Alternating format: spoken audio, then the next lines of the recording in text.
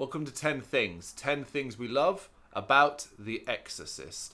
Now, you watched the other videos, you'll see we've been covering music, one area of the site, and we've now started covering gaming, another area of the site, and of course that leaves one more, horror, which we're now going to start covering.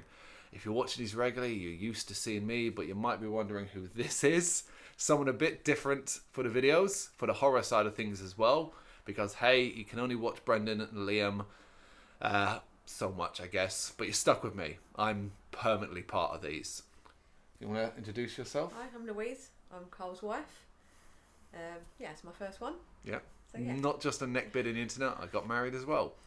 So yes, we're covering The Exorcist. It seemed like a kind of obvious choice. It was kind of like, which horror do you start with? Which one will be, you know, an easy one to cover, love and hate? And it's kind of like you decide on The Exorcist, because I'm always like, I've got to start with Return of the Living Dead. I've got to start with Return of the Living Dead. But that's easy for me. That's a problem when it comes to 10 things I hate. You know, so we start with The Exorcist, and of course, as always, we have 10 things we love about The Exorcist. So you can start. What's your first one? First point was the iconic music. Okay, well, I've got to jump in already because that's obviously one I've got as well. It's Yep. an easy one, so this is a point we can both share. It's iconic music, yeah. You know, admittedly, when I think of it, I always end up accidentally going to the Halloween theme first. Because of the jangly. Yeah, but jangly like, start. yeah, The Exorcist, it's one of those obvious horror themes. You just go with it. You see the poster, you hear the music, and it's just iconic. You just know it's The Exorcist.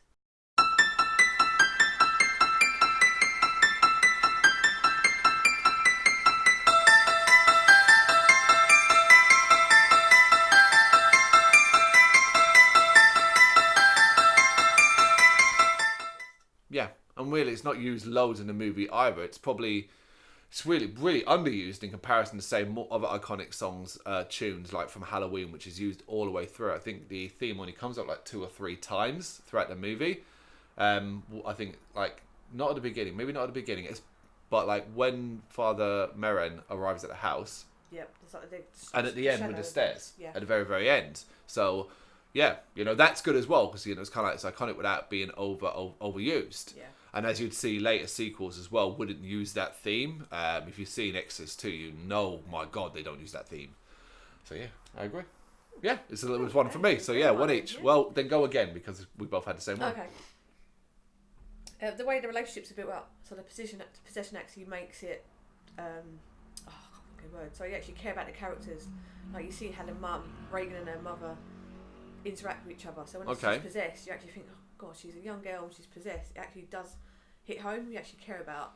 No, I understand it. I agree with that to a point. Yeah, you're not wrong in the sense that there's some time spent early on with Reagan and her mother really, really close. It's never really something that I wouldn't say I paid that much attention to, because when I think, it didn't even come into my head when I was sort of thinking about that side of things. You know, the mother's there. I don't know if it's been hurt because I've seen the sequels, and like the sequels kind of do away with that relationship to a degree. There's questions about that and stuff. You know, that's irrelevant. We're talking about the original here, but yeah, obviously you're right. Yeah, they're like built up as being really, really close. She's a single mother. It's just her and. But she's a working mother as well. Yeah. So obviously, she when it's obviously feeling the guilt come along when she feels when things start going. Yeah. Her behaviour changes. She obviously thinks, oh, she's working away, but obviously it's not that. But yeah, you get a sense of their closeness, and obviously when it gets possessed and the behaviour changes, you really think, okay, it's not happy. Yeah. Right, my one then, my first proper one, is the performances. Obviously, this movie would be nothing without certain excellent performances, be it Max von Sydow,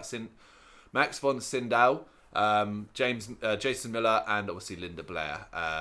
You know, that's just 3. That's 3 of an entire cast all the way down from everyone's role, be it minor and so on. There's nothing particularly. Like, it's not an area that it gets critiqued much. You're never like, oh, okay, that person was a bit cheesy or that person was a bit crap. There are the odd one that isn't, like, perhaps as strong. But then the background characters, your main cast. And for me, I always, it's Jason Miller in particular that I always kind of go to as, for me, the best performance in it. But again, I got to bring up again, God, I keep doing this. Part of that has been affected by The Exorcist 3, where Jason Miller obviously reprises his role to a degree. So, like, that also makes, to me, was a bigger deal as well. But yeah, he's excellent in it, and it's just great performances all round. Yeah. So my next one. Yeah. Carry on. The subtle flashes in imagery that stays with you. Right. So the Pazuzu flashing up really.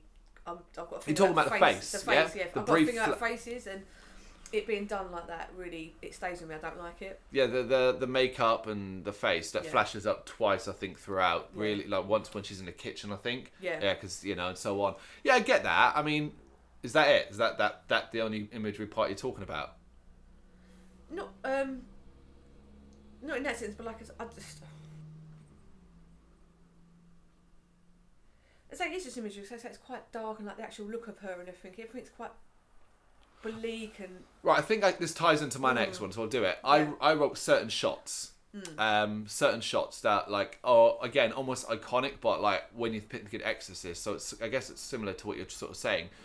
Sort of obviously when Father Merrin arrives the very first time, it's often the cover of the mist pouring from the window. Or one other one where Reagan, it's near the end of the movie, and Reagan kind of breaks free from restraints and sort of does a weird stretchy thing, and Merrin's on the floor, and it shows the shadow of the Pazuzu statue from his time in Iraq, and Reagan at the side by side with sort of light, that kind of imagery. I really like that. I think that's very imaginative, but also, the actor out the window as well for me. The actor that gets obviously. Oh, yeah, the stuntman. Well, obviously, yeah. Yeah, the neck, it's all a bit. Oh, of course, yeah. I mean, there are... When you think of The Exorcist, you can put, if you've seen it loads as much as we have, you can put the plot together and you tie it up. You often end up almost bookmarking, I think, this part has got this scene, this part has got this sequence, this part has got this sequence, and so on. And that's because those are the moments. And unlike a lot of horror movies where you might get one or two, The Exorcist probably has double figures of those, definitely. I think. Yeah. And so I've not watched it for quite a while, just to kind of not, and I still remember those points. And they must stay with you. So. Yeah. All right. Well, my next one is one thing I love about The Exorcist is that although this might be subjective, I think most people can admit that it is scary. I'm not saying I sit there and I cower behind a pillow or anything like that, because that's not how it works. But it means it's scary because it's unpredictable in the sense that even though you know what's happening, it's still this the whole plot. It doesn't play out like you might necessarily expect it to, and obviously the ending, not abrupt, but comes so quickly. Yeah. Like you kind of don't feel like you're getting anywhere with the movie. You can't see an exit point. You can't see how it's gonna kind of finish or where it's going. And it's like, oh no! And then within 5 minutes, the entire thing's sort of wrapped up. And even then, you get a kind of final scene with Reagan and so on, and where you're left with that unpredictable thing where it's like, oh, has everything really been settled? That kind of thing. I think it's scary in that sense because it's unpredictable. And I think as well, on a wider scale of audiences, it will scare someone in some way, maybe more than another. Yeah. If you someone might be horrified all the way through it. Another might get a chill from a certain set of scenes. Someone might be scared by the makeup and the voice, where another person might be made to feel uncomfortable, get the chill up their spine when she puts on the voice of Jason Miller's mother's thing. Yeah, so I mean, there's something in that, I think, or as you said, even the jump scare, flashing face across the screen. I think there's something in there for everyone. Yeah. So I will. Yeah, I think it's a scary movie. Yeah. The colour and the tone of the film. Okay. So I always like it when it's the possession. It just looks. You feel that it's cold. It's almost like you're there because it's so dark and cold. It's a depressing situation. The girl's possessed. It's not happy. You get that real sense of the house is. There's no life in the house. Yeah. I come across so when it's all fine and dandy, the lighting's nice and bright. Yeah. Reagan's nice and happy, and then when obviously if it changes, it's just bleak and cold. Yeah, I agree with what you're saying. Throughout the house, particularly during the possession moments, it's like the lighting in the house is completely different. Everything's low. It's almost like they're on dimmer switches. Yeah. So it's obviously that, that's the tone they were going for when they made the movie. But it's the first bit's mum and daughter having fun and talking about Captain Howdy and all that. And it's light and it's pretty and it's nice. And then by the end of the film, the house is constantly in darkness. The hallway's in darkness, the room and so on. And obviously you mentioned the cold in the room, Interesting fact if you don't know, but that was actually that cold. That room was refrigerated. Yeah. To try it because he wanted authenticity. You know, to work on that set. Yeah. You read up about William Friedkin, and it's kind of like the fuck, dude. I mean, you know, I'm not an actor, so there you go. Yeah. I feel right. My next one. I feel, and I haven't been proved wrong. I feel that it's safe from remake fever, thanks to, and partially in thanks, right? I think it's safe. People say never say never, and they've remade everything, but I actually think this one might be okay because its iconic stature is so strong. But also, in the last 10, 15 years, all we've had is paranormal possession movies and so on. Yeah. It's been done to death that any attempt to remake The Exorcist or retell the story couldn't work because all it would be doing. Well, even if it would be shot down by fans, but that never stops them. But all they'd be doing is telling another possession story. Yeah, that's done. Yeah. That's done. Like it's been done by 1,000,001 attempts in just standard movies now. The Conjuring 2 was just another possession movie and stuff like that. So like, what made The Exorcist, I guess, so iconic at the time or so shocking, certainly wouldn't work now. So, if you were like, oh, let's repeat that or try and do a new version of that, one or two things happen. You end up toning it down, which just pisses everyone off. And you go for a 15 rating or PG-13 in America rating or something like that. Or you go over the top and everyone goes, man, what are you doing, You go for really over-the-top violent and gross imagery, more than what the original had. It'd be hard to shock people nowadays as well. It's impossible, I would say, beyond beyond most moderate moviegoers. But there isn't an audience for it either. I don't think they're raising sale or things like The Nun make money and stuff like that. But like, that's jump scare stuff. That's not The Exorcist. So how do you do it? So I feel like it's safe. I like it. It's got its bubble, and also like it is only maybe 10 years ago, maybe a little bit longer, that we actually had those prequels, Dominion and The Exorcist: The Beginning. And obviously they were flops, both of them. So no one's gone to it since. You could argue the TV series is kind of something for people. I know, but then that's one of those people. Some people love it, some people hate it. Yeah. Right, you go on. So the next one is how real the progression seems. So it all starts with like the scientific. Like your first thought would be to go get medically checked. Yeah, okay. Just rush straight into, oh, she's possessed by the devil. It's like, no. Go to the doctors first. She's coming up to being a teenager. Growth hormones and things like that. It's all starting. Yeah. And then it starts with like, and then obviously a desperation of her mother, just like, what's going on? Like it's not medical, but it happened. It does progress. It's not just possessed by the devil. Yeah. There's no like, there's no like, there's no sort of jump to, oh, okay, I must go get a priest kind of thing. It's like, obviously we go get this checked out and stuff like that. Yeah, I think, And the fact that she's a single mother as well, again, like kind of sense of like aloneness. So she wants answers from someone and like support from people, because obviously it must be so scary. Yeah, I mean, I always thought when she goes in to meet with I keep forgetting his character, Father Karras. And they sit on the bench and she takes the glasses off, and you can see like at that point she's exhausted, and that follows. I'm sure that follows one of the most iconic scenes, and where she speaks in the voice of the man she threw out the window, the filmmaker. Do you know what your daughter did? Yeah. We're not going to say the word because YouTube man or manic. Yes. But yeah, see what I mean? Like, like that follows that. So you kind of feel like, okay, that's got to the stage where like that's not medical, and head's twisting around. You know what I mean? Good one. All right, next one. Excellent ending. For me, it's an excellent ending because it doesn't answer much and leaves you with an uneasy feeling that most of them, the ones that survived, got out lucky. Yeah. And that there's no definitive oh yeah, the demon was exorcised and this house is clear and you can go in peace. No, it's like almost like the last shot of Reagan when she's in the car. And it's like that's gonna be with her for the rest of her life.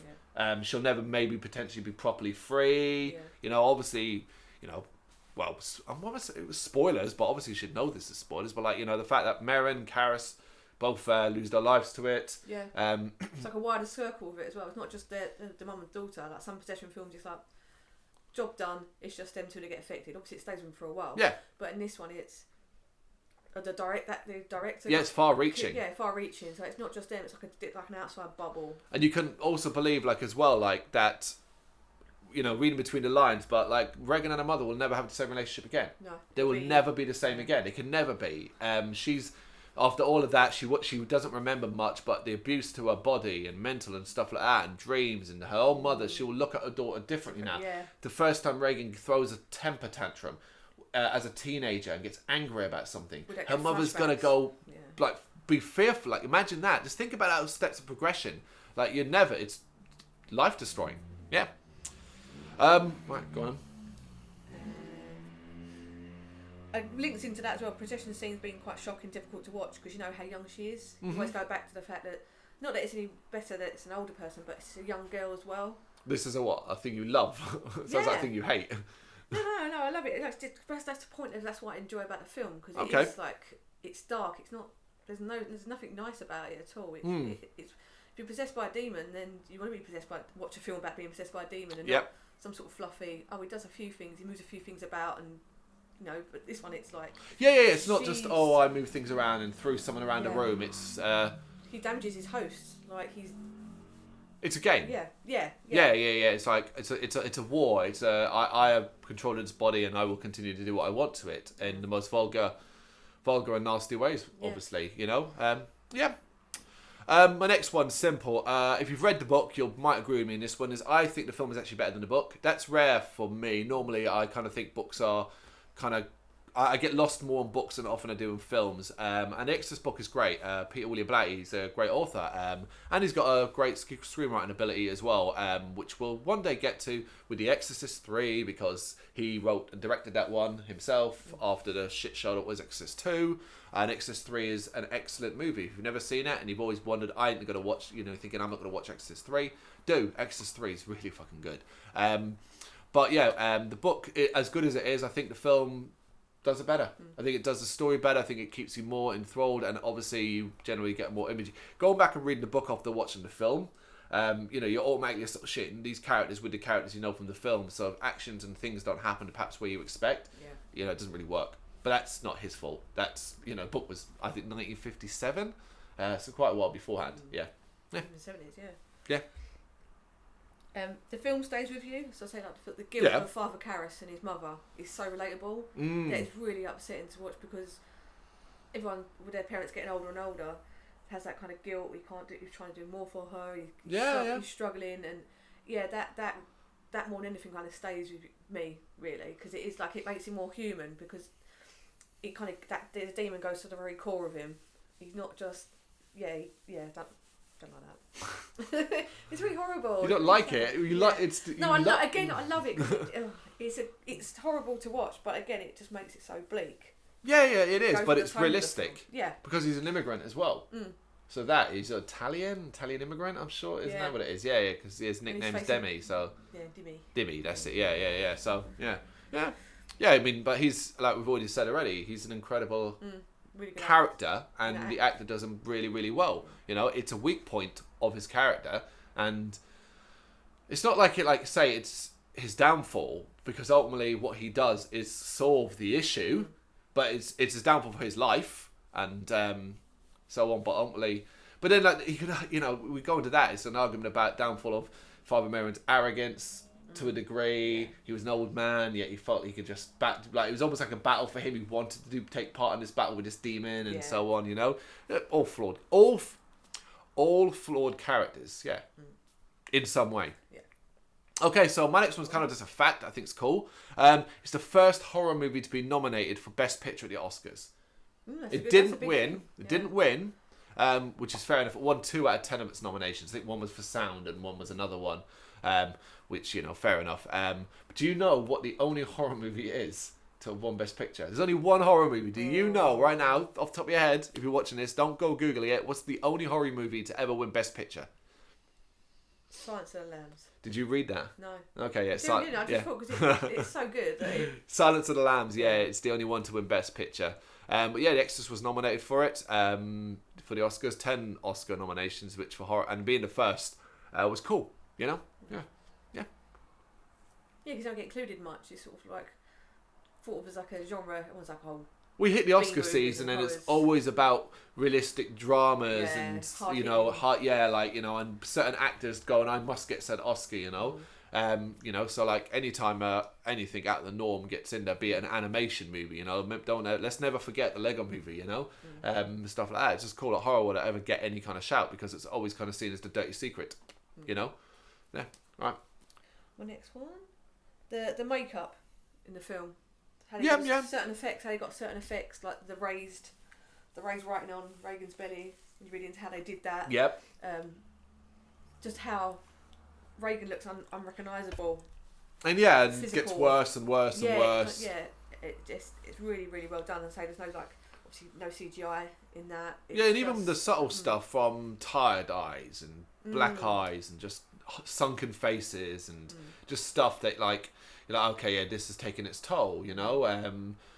Yeah, I agree. Yeah. I mean, it's not even just specific about the more gross stuff. It's sometimes just about the little touches here and there more than anything else, you know. like dry lips, like because Yeah, dry Reagan would be lips, drinking and sores on the arms from restraints, stuff Yeah. like that, you know. It's like, okay, just make sure you get these little touches done, yeah. it just makes the overall effect like even more kind of upsetting to watch because it is taking its toll. It's not just sort of over the top, straight away like stigmata they have in some pedestrian Of course, films. yeah. It's Laziness. yeah. Well, my second last one is again more sort of cool thing. So, The Exorcist got caught up in the video nasty scare of the 80s in the UK. If you don't know what that is, go read up on it. It's a fascinating segment of British history, and it got caught up in it. It had already been released for 7 years, but it did get banned and wasn't actually released officially back in this country until 1999. I know, 1999. But while it was obviously put on the list and removed and from shelves and stuff like that, there were some cinemaplexes and all that who would obviously try and jump on the bandwagon of would try and show it. Certain councils were banning it then, but some weren't. Yeah. So you basically had Exorcist bus tours that would pick people up and then drive these crowds of people to a town that was showing The Exorcist, you know.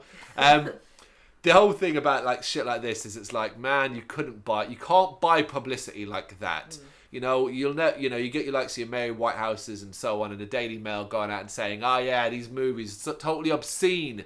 No one should be allowed to watch them, even though, you know, and don't get me wrong, there needed to be regulation in regards to what was acceptable for certain age groups, and we have that now.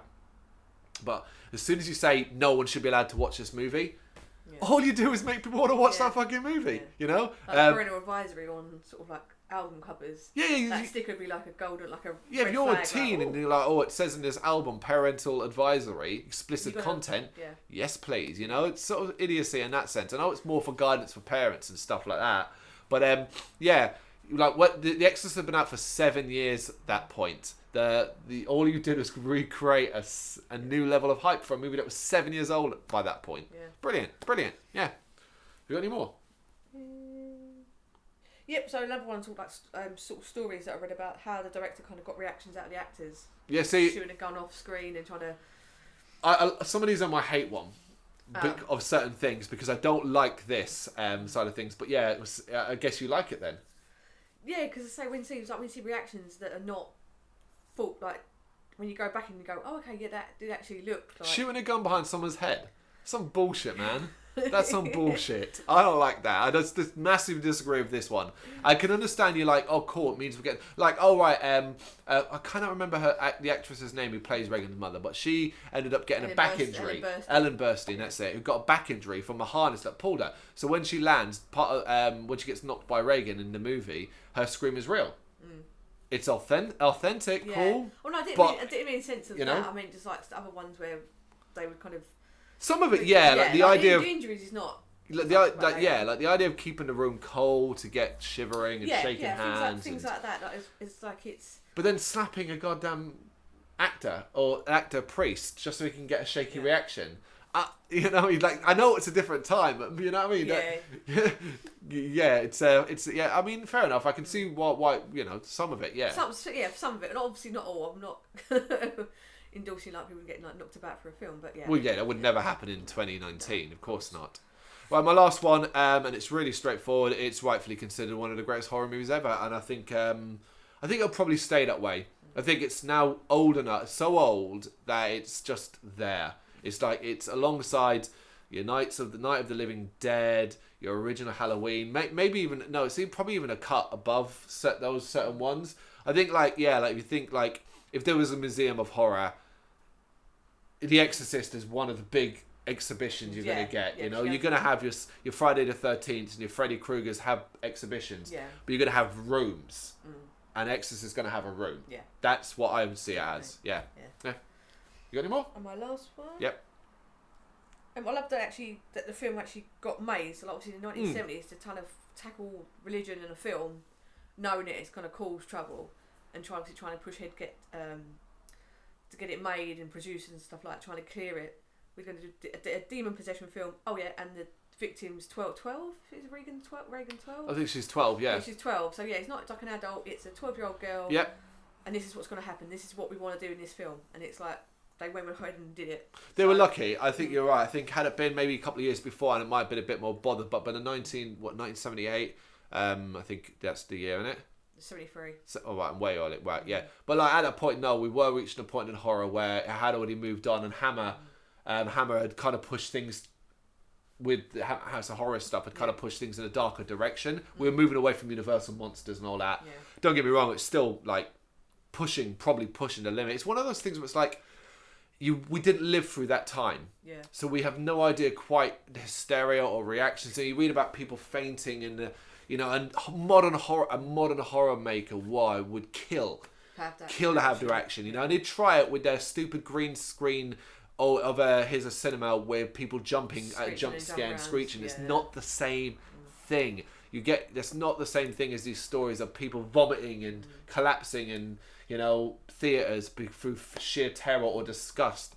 That can't happen. That will never happen anymore. Well, because we've got social media and there's all like little teaser trailers and things like that. I'm guessing you probably would have got before the cinema. I don't know much about the history of cinema like back then, but it's not the same as sharing like a clip on social media and seeing it come up 1,000 times.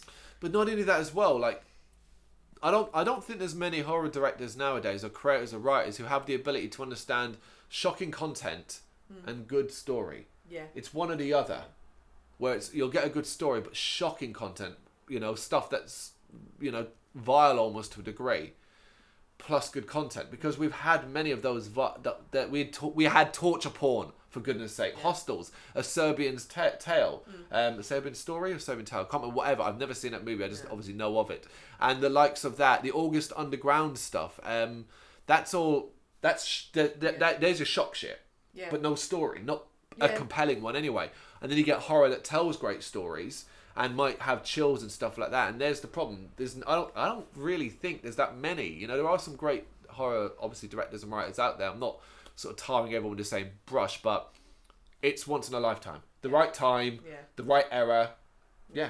And I think as we've covered, like having the human emotions tied into the horror makes it kind of stay with you more. Yeah. So it's like you can't just detach from it because it's like, oh, it's a monster film. It's like, oh, it's not real. This one kind of weaves the demon possession with feelings of guilt, loss, death, all kinds of emotions. Yeah, it is. So. It's character. We remember the characters as much as you do the demon stuff. You know. Rather than it just being throwaway and that film's done. Most of our conversation has been in regards to characters and what this and so on. You know, in fact, over 10 each. It's not like being like, oh yeah, the demon shit's great. You know, it's been like this, whatever. And I think most people would probably feel the same way we do about the movie. We'll probably share that, where it's like, okay, yeah, no, that's the shit I remember. That's the stuff I enjoy.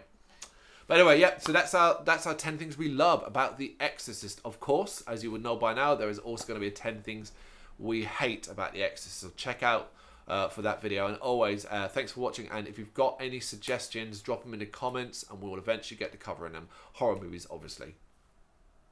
Bye.